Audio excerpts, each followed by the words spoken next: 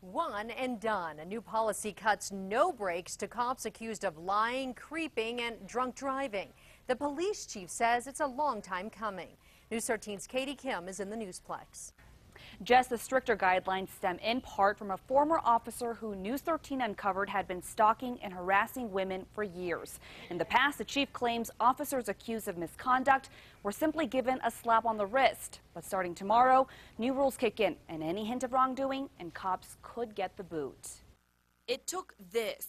He's very dangerous. A stack of complaints over several years, alleging everything from bullying to stalking against former Santa Fe Police Sergeant Michael Iskant to bring some serious changes. First offense, and I recommend termination. Effective tomorrow, Chief Raymond Rael says he's adopting a new zero-tolerance policy.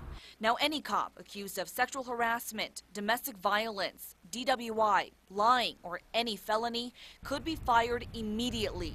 No suspensions, no strikes. We have to be held to that higher standard. We have to ensure that we enforce these laws, and I don't believe we can do it hypocritically.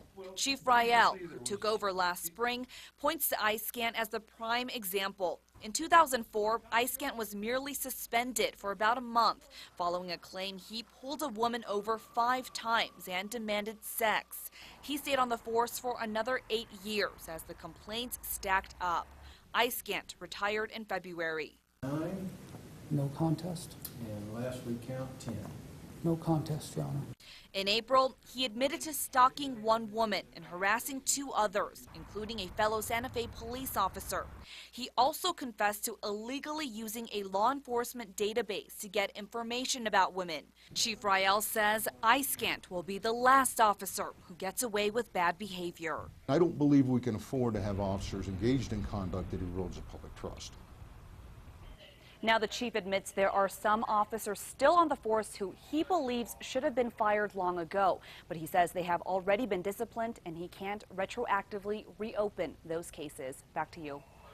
The chief can only make a recommendation that an officer should be fired. It's up to the city manager to make the final decision.